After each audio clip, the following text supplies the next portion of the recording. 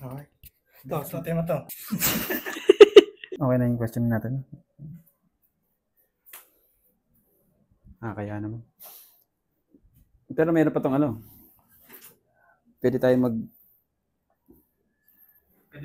taping sa ibang lugar. Yun, welcome. Welcome Rotonda.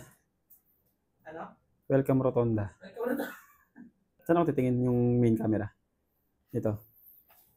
Wala ka ng mic? Wala ka ng mic. Parang ano, parang yung style ng front row tsaka ano, yung documentary ng yung parang walang host, di ba yun? Okay. Welcome po. No, kamusta naman po kayo, sir? Musta ang buhay-buhay? Okay naman kasi kahit pa paano nakakasurvive naman at nakakatapos lang yung summer season. So maraming gawa, marami ring mga nabentang units. So ngayon may challenge kasi nag-uulan, ito yung medyo mahina. Pero may mga customer pa rin na nagpapabook, nagpapagawa sa amin. Salamat po sa inyo sa suporta. May trabaho po kami.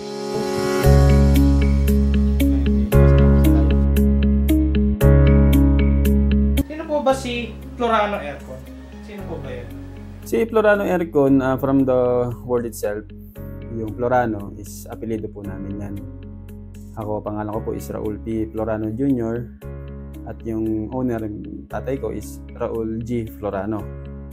So, nag-come up kami sa isang pangalan na magbe-benefit sa lahat. Ilang tao lang pa nagsimula ng Florano Aircon? Nagsimula talaga ang Florano Aircon sa 2 tao, magtatay. Ngayon, muna namin yung service, gamit namin yung motor. Ang kaso, lagi kami pinapara.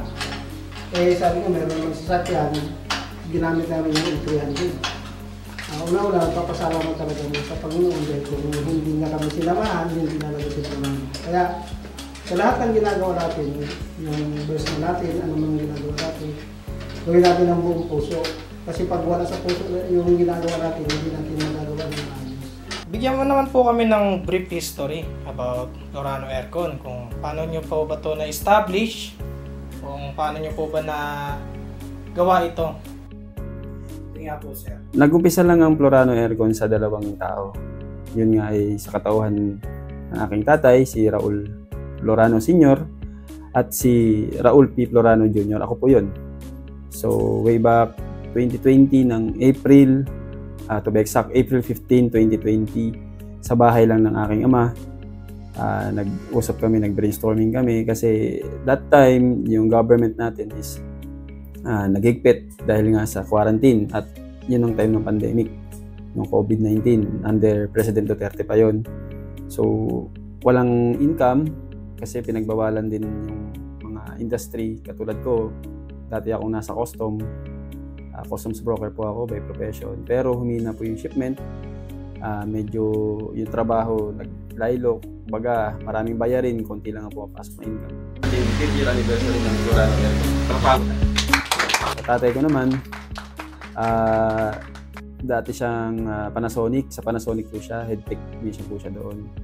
So, nangyari, wala ring trabaho. So, syempre hindi naman po tayo pwedeng tumigil kasi kumakain tapos may mga binabayarang mga expenses. Tapos ngayon, pinapatay ko. So, nangyari sa amin, sabi ko, sige, gawin natin, i-market natin yung nalalaman mo, which is yun nga, yung pagiging aircon technician. So, ang nangyari, siya ay nasa operation, binakapan ko siya sa marketing. Ako lahat ng gumawa ng paraan para makilala yung aming pangalan, makilala yung aming company na tinawag nga naming Florano Aircon Maintenance Services. So, paano nyo nakuha yung itong sasakyan? Ilang sasakyan na kayo, sir? Nakatatlo na tayo. Tapos ilan pong motor? Yung mga motors natin is 6 na. Paano nyo po nagawa yun? Yung una, 2 lang kami. Ako pa sumasama sa tatay ko. Ako yung driver niya, pahinante, helper. Tapos, ako pa lahat. Pagdating ko sa opisina, gawa ng schedule, tanggap ng tawag. Same routine araw-araw. Tapos, may mga customer kami na nagre-refer din ng mga gawa namin kasi nagugustuhan nila. Lalo yung mga kapitbahay, mga kamag-anak nila. Gusto nila yung gawa namin. Quality po kasi. Ayaw kasi ng tatay ko yung gawang basta-basta na. So talagang sinusure niya na yung bawat customer namin masisiyahan, magagawan ng ngiti sa kanilang mga labi. Kahit papaano may kumpanya na magki-care sa aircon nila kasi sa industriya po natin, lamang po talaga dito yung mga nanlalamang sa kapwa kasi sa pera po, madaling matukso or madaling maloko yung mga customer na sinasamantala ng mga technician. So dito po yung aming company sa pamumuno namin dalawa, binibigyan po namin ng harmony culture yung mga technician na magkaroon ng integridad sa sarili, prinsipyo, huwag manlalamang sa kapwa, huwag gagawa ng kalokohan kasi ang lagi naming bit-bit sa aming pagtatrabaho ay yung Colossus 3:23 I think. Ang sabi doon, pag kayo ay nagtatrabaho, magtrabaho kayo ng parang sa Panginoon kayo gumagawa or naglilingkod at hindi sa tao. Kaya yun yung lagi namin pinangahawakan.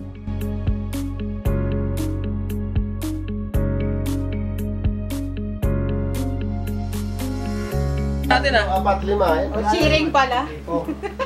50th year anniversary na. Kailan po ba to? Ang 5th year anniversary namin is June 23 to 26 na 2025, which is Monday to Thursday. Wala po kaming gawa nun at yun ay aming pasasalamat sa 5 taon na pagyabong ng aming company. Yan ay bilang reward din namin sa mga magigitan namin mga technician.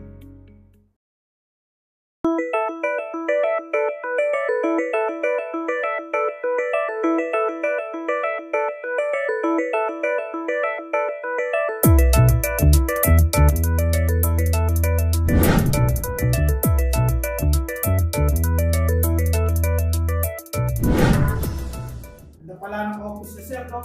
Oo, nakuha namin to nung October 15, 2022. Yun yung pinaka-flagship project namin sa Florano Aircon na nagkaroon kami ng isang maganda, isang building, buong building ng office. Yun ang mapagmamalaki namin.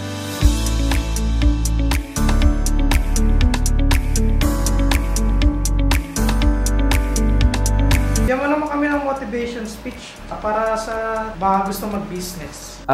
Trabaho lang, kailangan sipag. Huwag mong isipin na matitigil yung mundo sa isang pag nakuha mo na siya. Hindi, kailangan talaga trabaho. Gising ng maaga, organize lahat ng tao, gamit, pati customer, financial side ng business. Kailangan lagi kang nakamonitor, lagi kang sinasabi nating hands-on. So dapat talaga sipag at tiyaga. Balita ko sir, may finding head technician kayo Yan yung ginagawa namin sa aming company para ma-motivate yung mga tao na magkaroon ng isang head technician kasi may kaka-resign lang po na head tech namin. Ngayon, naghahanap kami ng papalit sa kanya.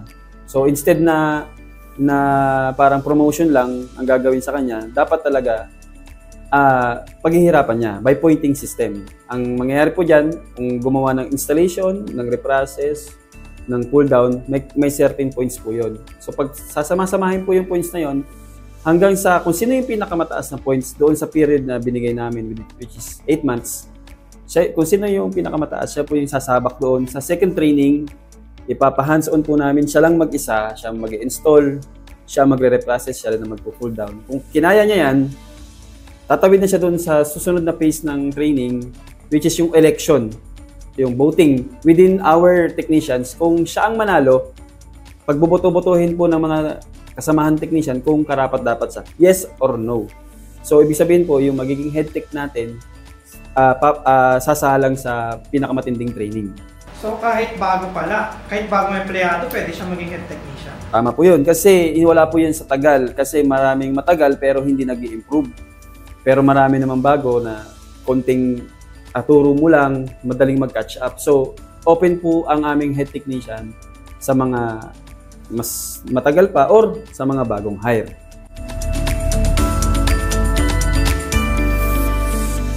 Ito kasi, ang dami yung ring plaka sir na Awards and excellences po ba yan? Oo, kasi meron kasi yung dealer namin, yung brand namin is AUX saka Daikin. Although meron din kaming mga handle na mga brands, pero ito yung namin, kinikerry namin. Kasi mas maganda po yung training sa kanila, maganda rin po ang bigay sa aming mga dealer, yung mga ganong minsan sa mga bonus. So, meron silang quota, minimit po namin yon. Kaya nagkakaroon po kami ng awards. Nakita ko po yung sa vlog, makapunta kayo sa Malaysia. Actually, dahil pa sa benta kayo? Opo, kasi ang Daikin po kasi may quota na binigay sa amin. So pagka nakaganitong certain amount ka, within fiscal year, bibigyan ka ng travel incentives, which is yung 3-day tour sa Malaysia. All expense paid trip po yan. Mula sa hotel, airplane ticket, bus doon sa loob ng Malaysia.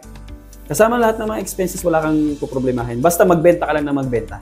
Possible ba naman kasama dyan yung isang technician or isang Actually, kung ang quota ng Daikin is 5 million, kung maka 10 million ka, dalawa. Makakakuha ka ng 2 ticket. Ano na mga na-achieve? Personal or personal business? Sa personal naman, sa personal goal ko, nakabili po ako ng isang Nissan Urban, which is yung talagang pinapangarap ko. Kasi nagagamit po siya sa business, meetings, and other travels pagka meron kaming mga outings sa mga technicians, sa mga family. Tapos, may personal achievement din ako na ako lang din ang nakakaalam. Kumbaga, meron akong quota sa sarili ko na ito dapat may mangyari, sa ganitong taon may mangyari, may ma-achieve, may ma-achieve. Happy 5th anniversary! Lorano Aircon! Sa business? Sa business naman po, ang gusto ko kasi mangyari, magkaroon po kami ng expansion sa buong, I think, Metro Manila or Karatig Probinsya. Kasi siguro I think ang Quezon City is captured na namin siya eh. So marami na kaming customer dito. Kumbaga parang baluarte na namin to. So nagpaplano kami sa business side ng sinasabi nating achievement. Gusto kong magkaroon ng branch dito sa lugar ng Cavite, ng Manila, ng Bulacan, at so on and so forth. Happy 50th anniversary! Lorano Aircon! Masana kami. Nakailang benta na kayo? Actually, ang average benta unit natin sa isang taon is nag-range ng 150 to 200 units. Pero ngayong June, as per record, nasa 123 units na po kami na nabibenta. So, makukuha natin. Nag-improve po, gawa po siguro, nakilala na rin at marami na rin residential, commercial, and government na nagtitiwala rin sa amin. Kaya dumami at dumami po ang aming clients. Parang nahihirapan kayo, boss, nakikita ko, kayo, mainit pa, parang naguguluhan na. That's the pain of growing eh. Pagka nag-i-improve ka, marami talagang mangyayaring medyo masakit sa kalooban, minsan nagtatanggal ka ng tao, minsan kailangan mong mag-sacrifice ng tulog, ng financial, kailangan mong maglabas ng kapital. Yung naman sinasabi na maging kalmado, tinitrain ko rin kasi sa sarili ko. Meron akong self-learning book na tinatawag how yung mind games ng tao, yung behavior ng tao, kailangan pag-aralan mo talaga siya. Kasi madaling mag-breakdown ang mahina ang mental niya. So, dapat laging positibo lang, wala nang iisiping mga negative na bagay. Laging magagandang bagay lang. Although may mga struggle, may mga obstacle.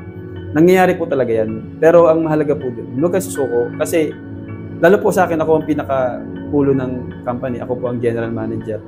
Lahat ng overall paglawak or paglago ng company sa akin nakaatang. So kung ako po mahina, ang mangyayari po sa atin, wiwindang-windang po ang company natin. So dapat, sa akin pa lang, maayos na ang pamamalakad. Ano pong masasabi nyo sa ating mga technician, pangkalahatan na po, pati sa atin? Sa mga technician namin, para kayong mga sundalo namin, no? Kayo yung nasa frontliner, kayo yung nakikipagbigma, or tinatawag na sila yung humaharap sa mga challenges ng aming trabaho. Kasi napakahirap po kasi pag nag-back job, babayad po sila. Pagka may nawala, napagbibintangan, minsan last touch din naman kasalanan. Kaya pagdating pa sa opisina, napapagalitan pa. So, yun po yung bakit po sa anniversary nito, sila po ang aming ipipamper kasi talagang sobrang stressful ang trabaho ng ating mga technician. Ganon din naman sa admin side. Salamat po sa pagtulong kasi kayo naman yung nasa backliner, kayo yung tumutulong na hindi nakikita ng visible sa mata kasi kami sa admin side, kami yung nagka-craft ng rules, nagka-craft ng mga regulations para mapaganda pa yung aming sistema ng aming company. Maraming salamat po sa inyo. Sa unang-una po sa ating mga customer, salamat po sa pagtangkilik sa amin. Although hindi po kami mayamang kumpanya, hindi po kami sikat, wala po kami pinangahawakan kung sino man, wala kami backup na matataas sa tao. Pero nagtitiwala po kayo sa amin. Sapat na po para po magpakain po sa pamilya namin, sa 10 ng aking mga kasamahan.